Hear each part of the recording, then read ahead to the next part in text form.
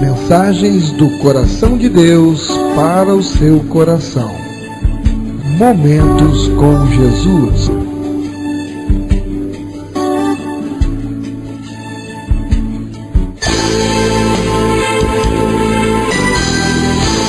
Igreja Batista Novo Horizonte. Um novo horizonte com Jesus em sua vida.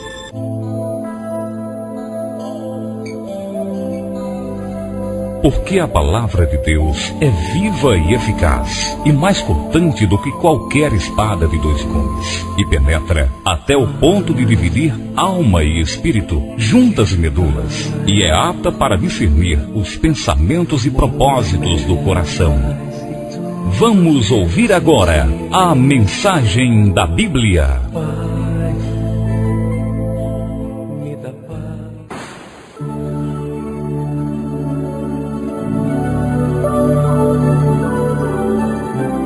Saúde, amada igreja, com a gloriosa paz do Senhor. Amém. Vamos à mensagem da Bíblia. Convido a amada igreja a me acompanhar no Evangelho de Lucas, capítulo 15, os versos 1 e 2. O texto está em Lucas, capítulo 15, os versos 1 e 2. Aproximavam-se de Jesus todos os publicanos e pecadores para o ouvir. E murmuravam os fariseus e os escribas, dizendo: Este recebe pecadores e come com eles. Louvado seja o nome do Senhor. Pai amado, Pai querido, em adoração a Ti, Senhor, estamos reunidos. Te cultuamos até agora com louvores, com os nossos pedidos de intercessão. Mas agora, Senhor, queremos ouvir a Tua voz aos nossos corações. Venha, Paizinho, ao encontro das nossas necessidades. Queremos Te ouvir, queremos aprender de Ti, queremos nos alimentar da Tua palavra. Venha, Pai amado, através do Teu Santo Espírito, em nome de Jesus, nos transmitir a mensagem do Teu coração para o nosso coração. Te oro e te agradeço por este privilégio, Senhor, em nome de Jesus. Amém.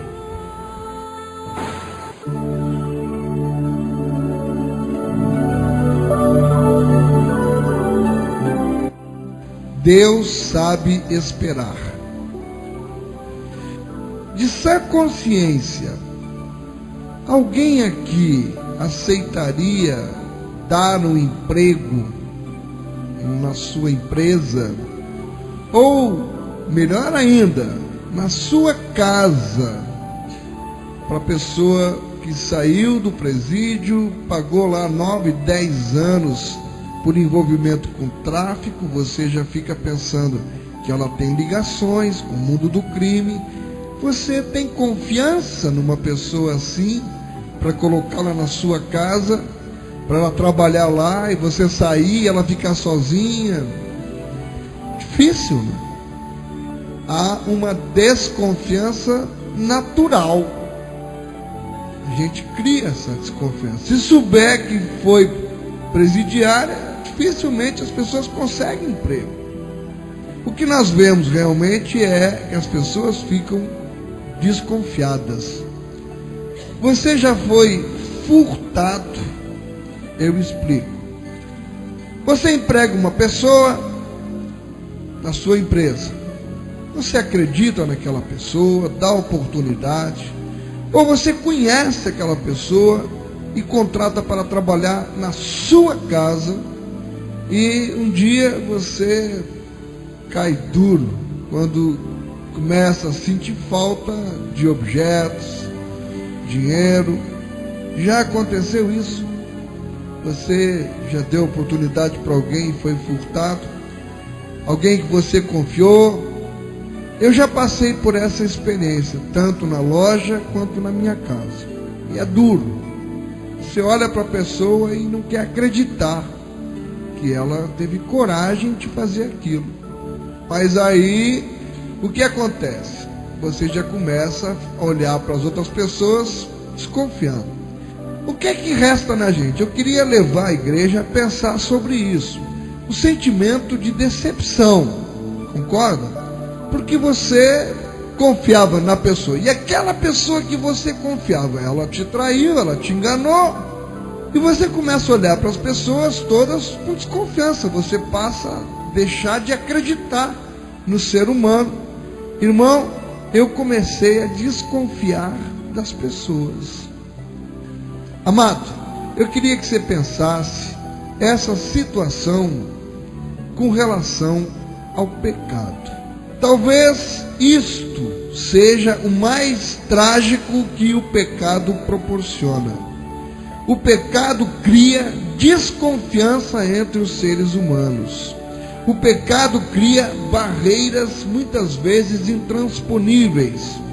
O pecado muitas vezes abre brechas entre marido e mulher, cria limites entre pais e filhos. O pecado abre distância entre os membros de uma mesma igreja, que dirá de igrejas de denominações diferentes. O pecado abre feridas que depois não se fecham. O pecado causa traumas que o tempo não é capaz de apagar. Porém, talvez o mais terrível do pecado seja mesmo a dolorosa experiência de nos afastar de Deus, é a separação que ele proporciona entre o homem e Deus, ou entre Deus e o homem. Ele nos separa de Deus, criando uma barreira entre o Pai e nós. Nós, adultos, quando cometemos algo de errado contra uma pessoa, nós temos receio, para não dizer medo, de nos encontrar com ela. Se você fez alguma coisa de errado, falou da pessoa, você não vai se sentir à vontade de se encontrar com ela. E se por acaso a encontrarmos, nós temos até vergonha de olhar nos seus olhos. Não é verdade?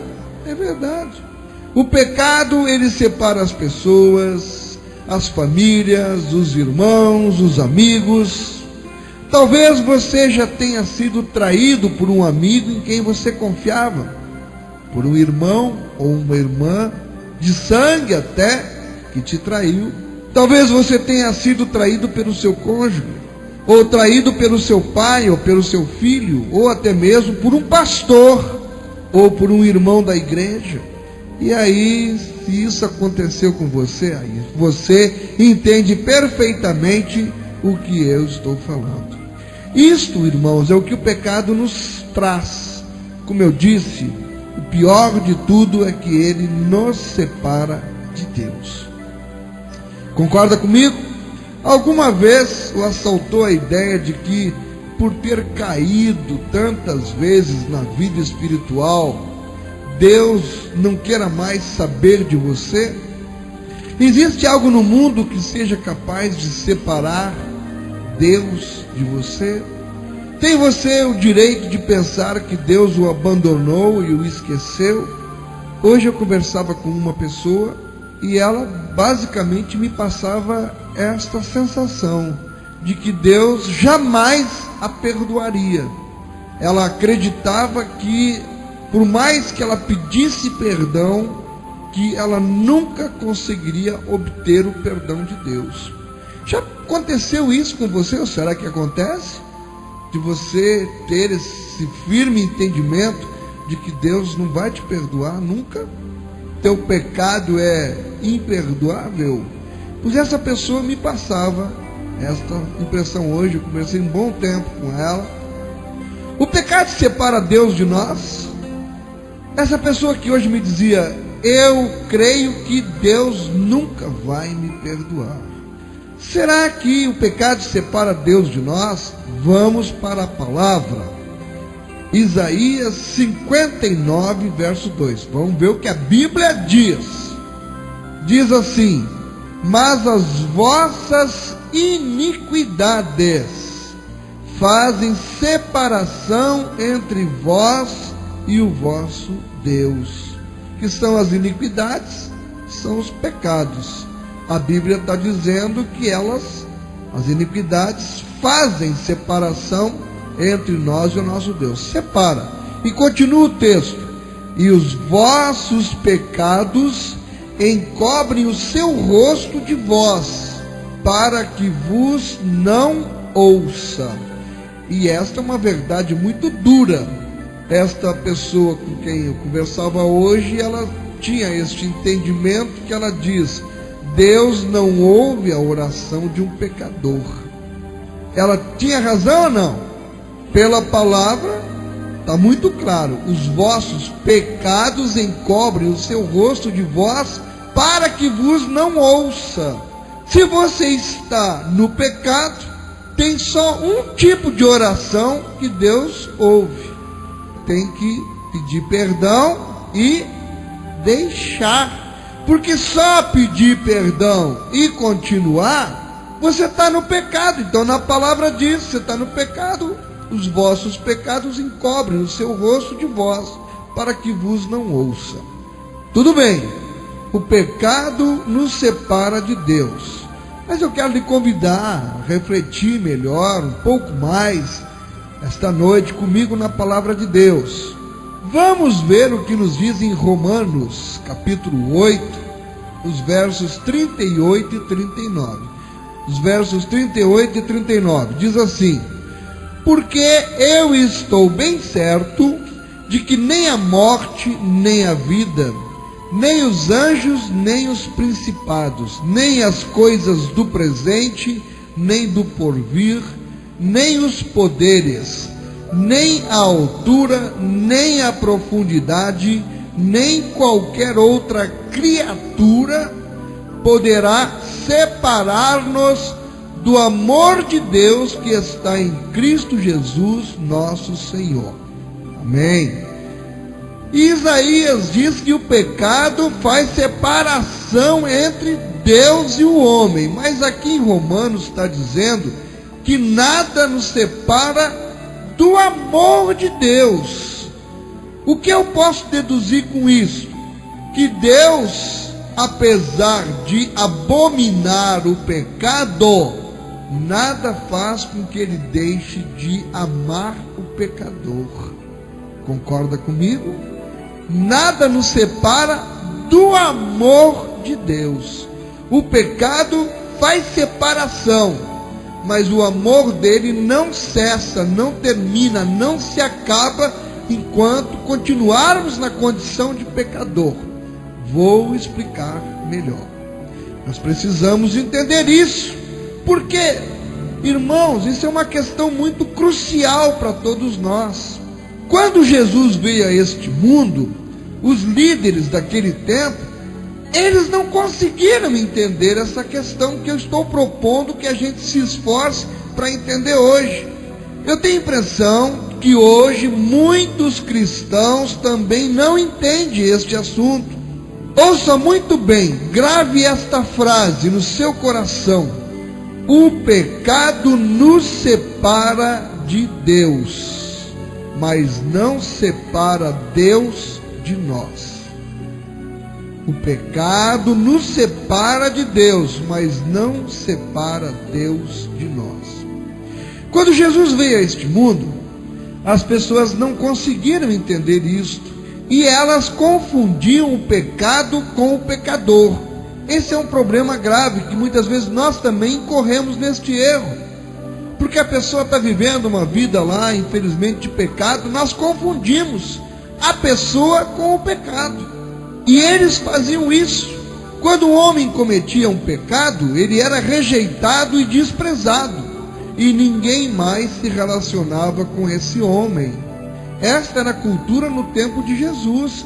O pecador era escanteado. Aí você entende por que as pessoas se admiravam quando viam Jesus comendo com os pecadores, conversando com os pecadores, se hospedando na casa dos pecadores.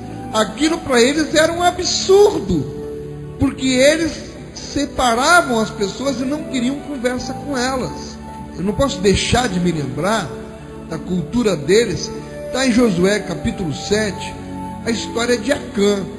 E você lembra que Acã ele havia roubado uma capa babilônica, ouro, prata, e escondeu na sua tenda. Havia um pecado oculto. Acã era um pecador. O pecado foi revelado.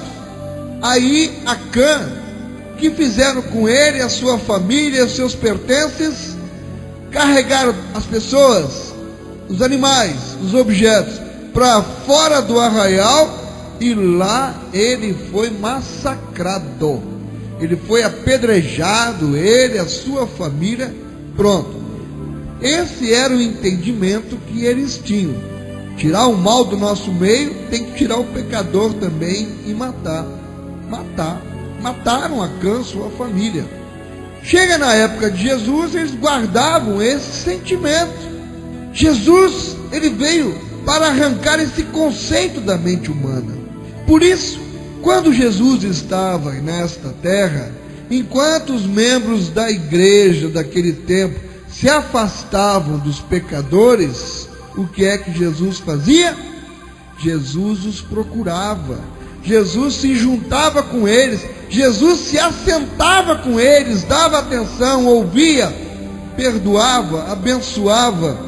Isso quer dizer, será, que Deus aprovava a vida dos pecadores? Não aprovava a vida deles. Porém, ele sabia que para salvá-los, tinha que buscá-los e, acima de tudo, amá-los. A gente precisa meditar sobre isso, porque muitos de nós, muitas vezes, continuam ainda guardando esse tipo de preconceito. Irmãos, veja o que diz a Bíblia. O texto está em Lucas, capítulo 15, os versos 1 e 2. Aproximavam-se de Jesus todos os publicanos e pecadores para o ouvir. E murmuravam os fariseus e os escribas, dizendo: este recebe pecadores e come com eles. Veja, quando Jesus ia buscar e salvar os perdidos, os líderes da igreja formavam um grupo à parte e criticavam o Senhor Jesus por esta atitude. Amados, os membros da igreja de Deus naquela época não aceitavam a ideia de que o pecado nos separa de Deus, mas não separa Deus de nós. Quando pecamos, escolhemos abandonar a Deus. Nós partimos para o nosso próprio mundo, andamos em nossos próprios caminhos, acabamos fazendo coisas que nos machucam por dentro e que também machucam as pessoas queridas que estão ao nosso redor. Mas o pecado não separa Deus de nós. Por quê? Por causa do seu amor que não tem fim. Ele sabe esperar o nosso arrependimento e Ele vai atrás de nós. Ele nos busca, Ele nos ama e Ele nos espera. E Ele sabe perdoar, diferente de nós, que muitas vezes negamos o nosso perdão. Entretanto, os líderes daquele tempo de Jesus aqui na terra, eles não conseguiam entender isso. E eles não conseguiram entender, tanto que perseguiram o próprio Senhor Jesus e finalmente o mataram naquela cruz. Jesus, ao andar nesta terra, ele procurou os miseráveis pecadores.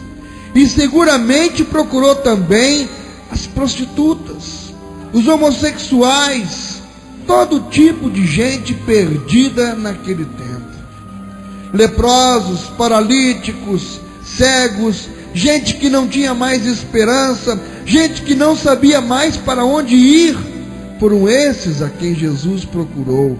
Foi com eles que Jesus se sentou, foi com eles que Jesus comeu, foi com eles que Jesus viveu. Na hora da morte, nosso amado Mestre, ele não escolheu 2 homens de melhor conduta para morrer entre eles. Ele foi crucificado entre 2 ladrões. Morreu do jeito que viveu, entre pecadores. Ele viveu entre pecadores e morreu entre pecadores. para dar a esperança aos homens sem esperança. Essas pessoas eram o motivo da vida de Jesus. Em Lucas 19, verso 10, nos diz: porque o Filho do Homem veio buscar e salvar o perdido. Isso não quer dizer que Jesus consentia com as atitudes erradas das prostitutas ou aceitava a desonestidade de Zaqueu. Não! Isso não quer dizer que Jesus aprovava os caminhos errados desses homens. Jesus não consente com o pecado, mas Ele ama e vai amar sempre o pecador. E aqui há uma grande mensagem de esperança para mim, para você. Não importa, meu irmão, minha irmã, quem você foi, não importa até quem você é, por onde você andou, não importa quando você caiu, nem de que maneira você pode estar neste momento, não importa quão amarrado você possa estar a costumes, a vícios, a hábitos dos quais não pode se libertar, não consegue se libertar. Eu quero que você saiba algo da parte de Deus. Jesus o ama. Jesus o ama. E Ele nunca aprovou a sua conduta, não. Não pense que Ele está aprovando o seu vício, o seu hábito, o que você faz. Ele não aprova, mas Ele nunca deixou de amá-lo. Esta é a mensagem central da Bíblia. É por isso que nós encontramos esta repetida figura nas Sagradas Escrituras. Em Gênesis, por exemplo, quando Adão e Eva pecaram, o pecado os separou de Deus. E o que eles fizeram? Eles foram se esconder. Eles procuraram folhas de figueira e se esconderam atrás de uma árvore. Eles não queriam mais saber de Deus.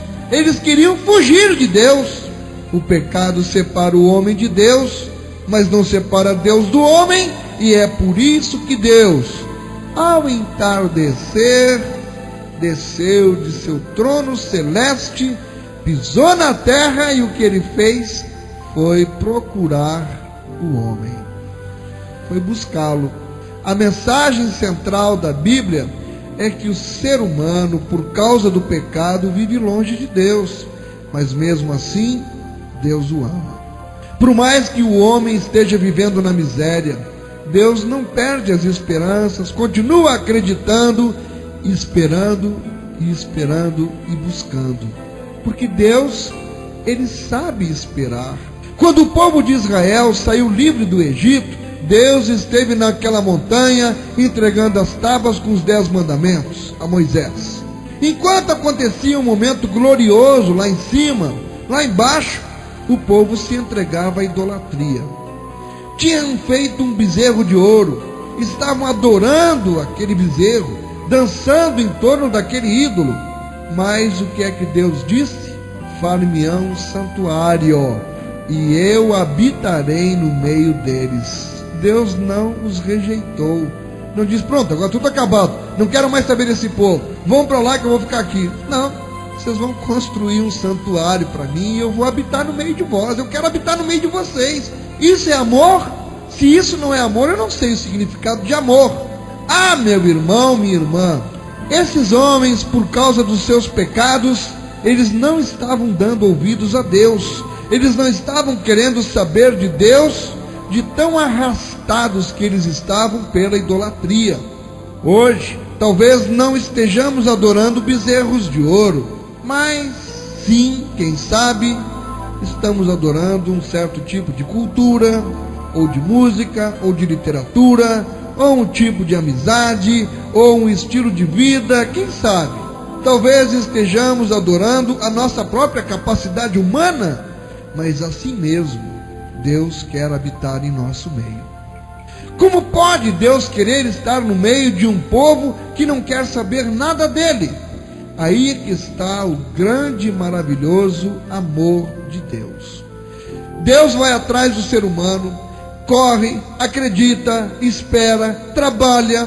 O Espírito Santo te segue, te persegue, te fala de uma maneira, te fala de outra. Usa uma pessoa, usa outra, usa uma circunstância, usa uma situação, usa uma adversidade. Deus te procura e te fala o tempo todo. Às vezes dramática, outras vezes com suavidade. Deus te fala com amor. Deus te sacode. Ele te fala através de um terremoto, através de uma tragédia, mas que Ele te fala, te fala. Deus não perde as esperanças e Ele acredita e espera, porque Ele sabe esperar que você um dia vai acordar. Nos versos 1 e 2 do capítulo 15 de Lucas, os fariseus acusam a Jesus: por que se junta aos pecadores? Porque vive e come com os pecadores? Jesus, neste mundo, Ele nos falou em parábolas. E nesse mesmo capítulo de Lucas, no 15, nós vamos encontrar 3 parábolas. A parábola da moeda perdida, a parábola da ovelha perdida e a parábola do filho pródigo. 3 perdidos, uma moeda, uma ovelha e um ser humano. Os 3 perdidos. Os 3 perdidos. Por exemplo, a parábola do filho, ela é conhecida como a parábola do filho pródigo. E por que filho pródigo? Porque ele foi muito pródigo em gastar o seu dinheiro, a sua vida, a sua saúde, a sua juventude. Eu acho que essa parábola, ela poderia também ser chamada de a parábola do pai pródigo. Pai pródigo? Como assim?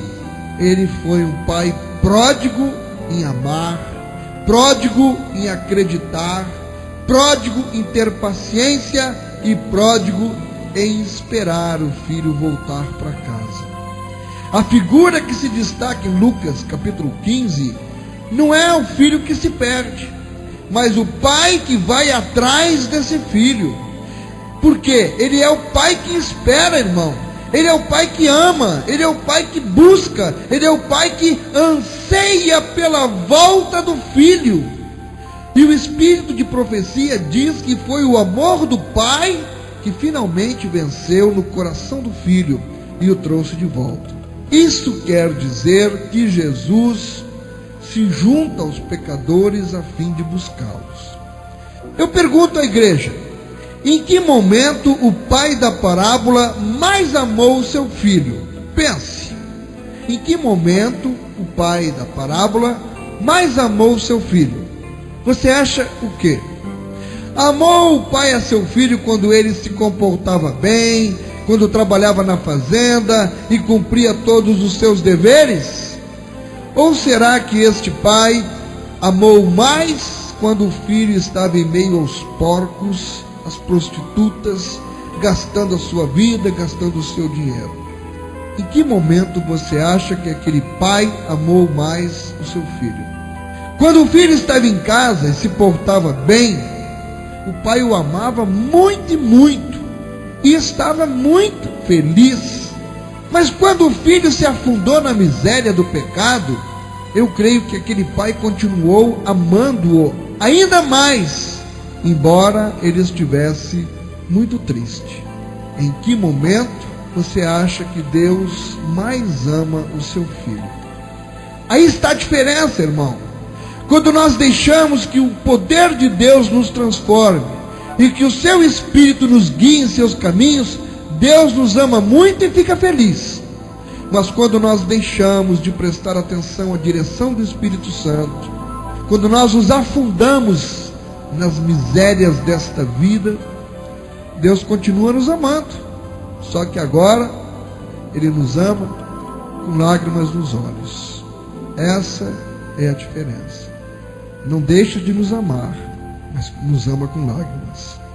Muita gente não é capaz de entender esta mensagem e talvez até pense assim: o Senhor está pregando uma mensagem muito perigosa, porque se o Senhor diz que o homem peca e Deus continua amando e que o amor dele não tem limite, então o Senhor está incentivando o pecado. E o homem pode pensar: por que é que eu vou deixar de pecar se Deus me ama do mesmo jeito, mesmo eu estando no pecado? Mas eu tenho que ser sincero, quem fizer esta pergunta é porque nunca compreendeu o que é capaz de fazer o amor de Deus. Ele sabia perfeitamente que se o amor não fosse capaz de transformar uma vida, nada mais o seria. Jesus sabia, por exemplo, que se o amor dele não fosse capaz de transformar Zaqueu, nada mais transformaria aquele homem. Zaqueu queria mudar de vida, mas não tinha forças para mudar. Por isso, Jesus o amou. Por isso, Jesus acreditou. Por isso, Jesus esperou o encontro com Zaqueu.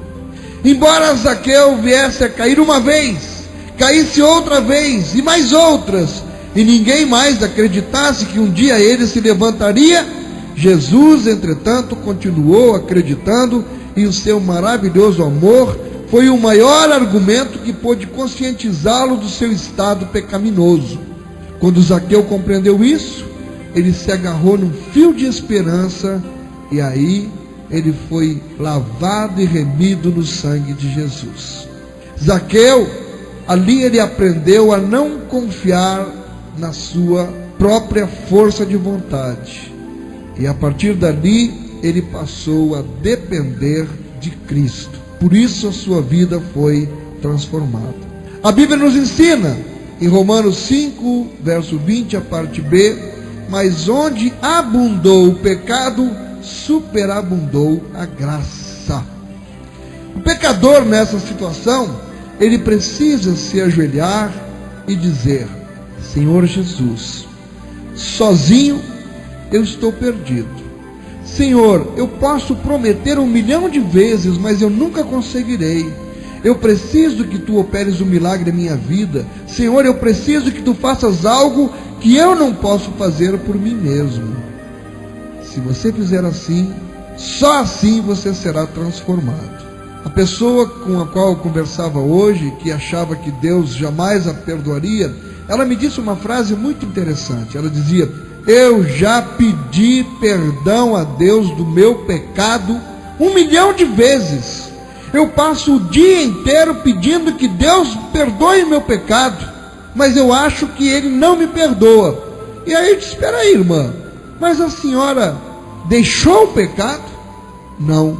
Então, irmã, a senhora vai pedir mais 200 milhões de vezes perdão, mas as suas orações não são ouvidas. E os vossos pecados encobrem o seu rosto de vós, para que vos não ouça. Deixe o pecado, se arrependa uma única vez, e Deus te ouve e te perdoa na hora. Ele não deixou de te amar, mas Ele está esperando que você abandone esta vida de pecado. Havia um homem que era muito duro, um homem que não admitia erros. Ele não conhecia Jesus, mas era um homem muito honesto. Não aceitava Jesus, mas era um moralista de primeira linha. Irmão, para ser um moralista, não precisa ser cristão. Ser cristão é viver preocupado em deixar que Cristo viva em você. Ser moralista é viver preocupado apenas em portar-se bem. Como eu já disse, este homem não admitia erros, mas o seu filho pequeno, ele devia ter 9, 10 anos, talvez. Ele era um garoto que cometia muitos erros, e isso o levava a sofrer surras constantes. Certo dia, o garoto fez de novo algo errado, algo que seu pai já o tinha advertido, mas não adiantava, o garoto continuava errando no mesmo ponto. Um dia, foi flagrado mais uma vez cometendo o mesmo erro. E aí, o menino sabia que quando o pai chegasse, à tarde, ele teria que se acertar com o pai. O pai tinha avisado que se ele cometesse aquele erro mais uma vez, lhe aplicaria 20 chicotadas. Quando o pai chegou, o garoto, esperto, já estava preparado.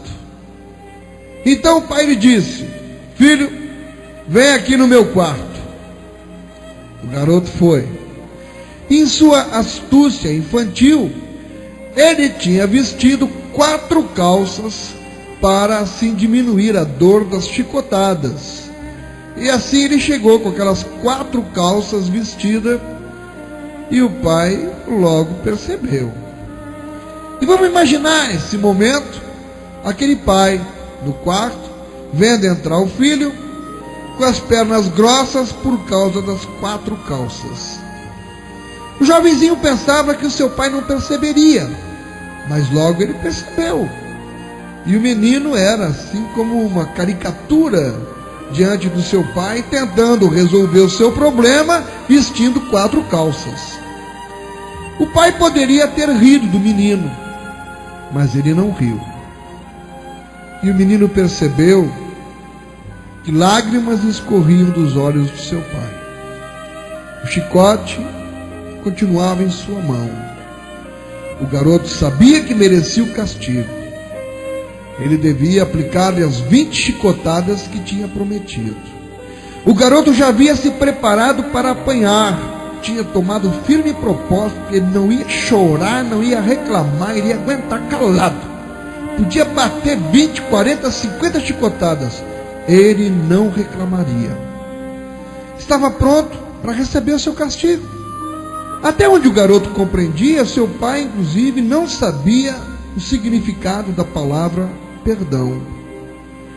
Mas, aquele final de tarde, aconteceu uma coisa muito estranha.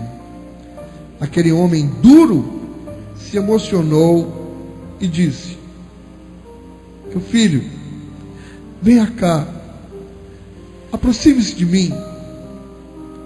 Sem nada entender, o garoto se chegou perto dele. Ele tinha o chicote na mão.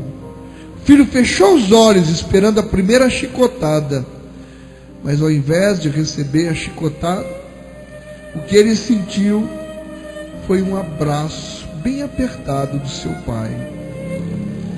Aquelas mãos apertando suas costas, seu rosto tocando no seu rosto. Havia lágrimas nos olhos do pai, e essas lágrimas molharam o rosto do filho. Então, o pai, soltando ele do abraço, olhou nos olhos e lhe disse: filho, eu não quero castigá-lo. Não pense que eu sinto prazer em castigá-lo. Eu te amo, filho, mas eu tenho que fazer isso para o teu próprio bem, para que você não sofra quando você crescer. Você tem que aprender a obedecer agora. Então, de novo, ele abraçou o pequenino e, chorando, continuou: filho, desta vez eu não vou te bater. Pode ir.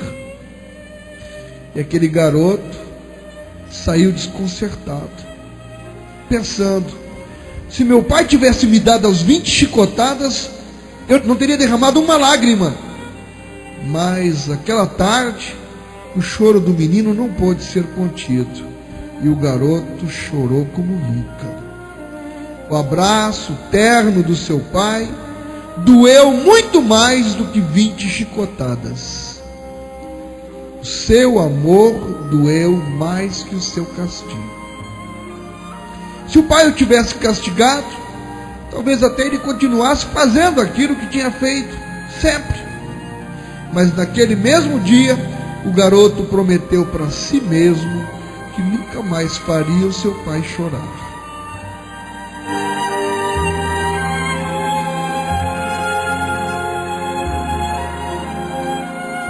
Irmão, Jesus, ele conhece bem o poder que o amor tem. E é por isso que quando nós erramos, ele não diz para nós: vai embora, você não presta, saia, você pisou nos meus mandamentos, você traiu a minha confiança, eu não quero mais saber de você, você é um caso perdido, olha, vai embora, esquece que eu existo, não volte para mim, nem quando você estiver precisando. Ah, queridos, Deus não faz isso. O pecado nos afasta de Deus, mas Ele não é capaz de afastar o amor de Deus de nós. porque Deus nos procura, Ele vai atrás de nós, nos espera, acredita, Ele nos ama. E é por isso que você não tem o direito de permanecer triste. Você não tem o direito de estar pensando que não tem mais jeito. Deus o ama e nunca deixou de amá-lo. Ele morreu naquela cruz para salvá-lo. Deu seu Espírito Santo com a plenitude de seu poder para fazer de mim e de você um vitorioso, para tirar-nos da mediocridade, para nos dar vitória. E o que fazer então? Apenas um gesto. Não basta arrepender-se, você tem que deixar o pecado. Deixe o pecado e se arrependa. Não quer você receber Jesus? Não quer abrir o seu coração e lhe dizer: obrigado, Senhor, porque nunca deixaste de me amar. Obrigado também pelo poder que vem da cruz para transformar a minha vida. Curve sua cabeça. Vamos orar. Querido Pai, neste momento eu te peço em nome de Jesus, ouve o clamor silencioso das pessoas que precisam de Ti. E obrigado, Senhor, porque Tu acreditas no ser humano. Obrigado também, porque quando Tu perdoas, Tu esqueces e transformas. Pai, coloca neste momento a Tua mão poderosa sobre cada vida, em nome de Jesus. Amém.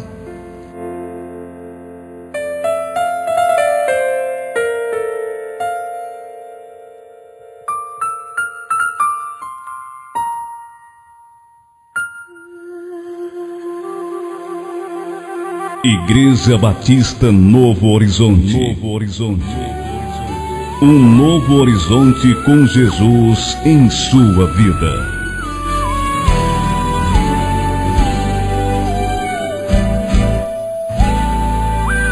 Provações, Deus envia provações,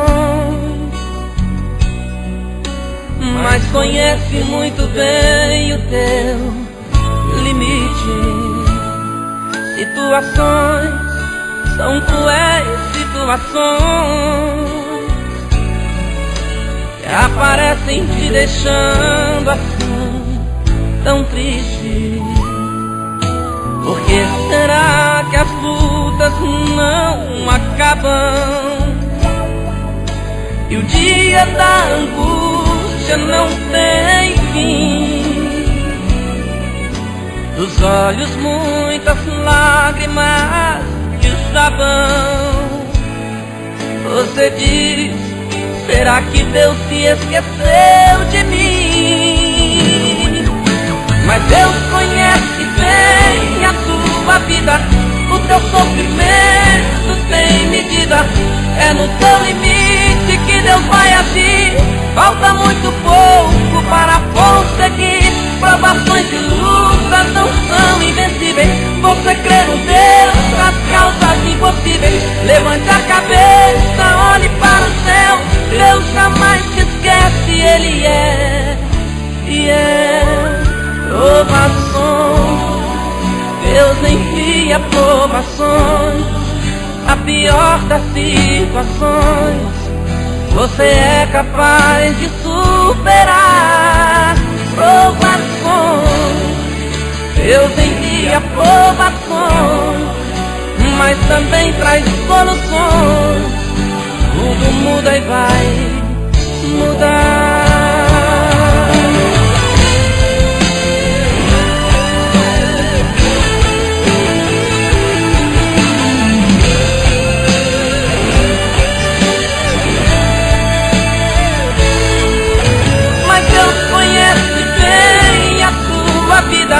O teu sofrimento tem medida. É no teu limite que Deus vai agir. Falta muito pouco para conseguir.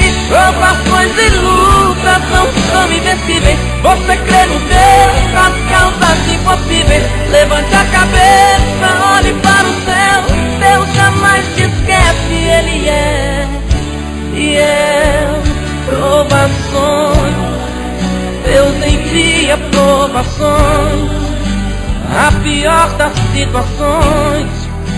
Você é capaz de superar provações.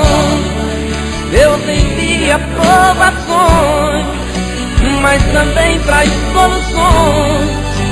Tudo muda e vai mudar.